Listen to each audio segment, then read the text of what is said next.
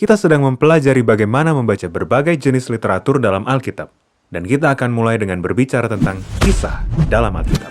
Jadi dalam bentuknya yang paling sederhana, sebuah kisah memiliki tokoh-tokoh yang mengalami serangkaian peristiwa di suatu tempat. Dan cara seorang penulis memilih dan menyusun rangkaian peristiwa tersebut, itulah yang disebut sebagai alur cerita. Alur cerita yang paling dasar dimulai dengan seorang tokoh yang berada di suatu tempat, dan kemudian terjadilah sesuatu yang tidak diharapkan, menimbulkan masalah yang memicu konflik yang utama, tetapi kemudian dapat ia selesaikan, dan tokoh tersebut akhirnya diubahkan dan menjalani kehidupannya yang baru. Nah, saat kita membaca sebuah kisah, kita perlu memahami setiap adegan dalam hubungannya dengan alur cerita yang lebih luas. Kisah yang sama bisa memiliki arti yang sangat berbeda jika kita tidak memperhatikan di mana kisah ini terjadi dalam alur ceritanya. Hal ini selalu terjadi ketika orang membaca Alkitab. Sungguh? Ya, ambil sebagai contoh kisah tentang Gideon. Ada adegan yang terkenal saat Gideon berusaha memahami apakah Allah akan menolong dia memenangkan pertempuran. Jadi ia meminta tanda dari Allah. Ya, Gideon membentangkan guntingan bulu domba di tanah dan ia meminta tanda agar bulu domba itu dibasahi oleh embun di pagi hari, tetapi tanah di sekitarnya tetap kering dan Allah melakukannya. Nah, jika kita khusus melihat adegan ini, apa yang menjadi konfliknya? Bagaimana Gideon bisa tahu kalau ia akan berhasil? Dan apa penyelesaiannya? Menguji Allah, meminta pertanda dan mendapatkan jawabannya. Ya, dan itulah sebabnya banyak orang yang sebenarnya telah membaca kisah ini tetapi tidak bisa menangkap pesannya. Karena mereka tidak memperhatikan alur ceritanya yang lebih luas. Sungguh? Ya, jadi mari kita mulai dari awal supaya kita dapat memahami latar belakangnya. Kisah ini dimulai dengan Gideon dan orang-orang Israel yang hidup dalam ketakutan. Karena mereka ditindas oleh orang-orang Midian yang menyerbu mereka. Ya, mengerti. Lalu ada panggilan untuk bertindak. Allah memerintahkan Gideon untuk mengalahkan orang-orang Midian dan menyelamatkan bangsa Israel. Ya, ini akan menjadi kisah yang menarik. Tetapi kemudian Gideon menjadi sangat ragu. Sehingga ia meminta Allah untuk melakukan tanda ajaib. Agar aku tahu bahwa engkau sendirilah yang berfirman kepadaku. Dan Allah mengikuti permintaannya. Ia memberinya tanda dengan menyalakan api di atas mezbah. Jadi Gideon sudah meminta tanda. Tapi kisahnya belum selesai. Di adegan berikutnya, Allah menyuruh Gideon untuk merobohkan mezbah dewa lainnya. Tetapi Gideon melakukannya di malam hari karena ia sangat takut. Jadi Gideon itu orang yang peragu dan sedikit pengecut. Kemudian kita tiba pada saat di mana Gideon harus menghadapi orang-orang Midian. Tapi ia masih belum yakin, sehingga ia meminta tanda lainnya, yaitu bulu domba. Ia berkata, "Aku ingin tahu apakah engkau akan menyelamatkan bangsa Israel dengan tanganku." Dan Allah memberinya tanda itu. Namun ia masih belum yakin juga.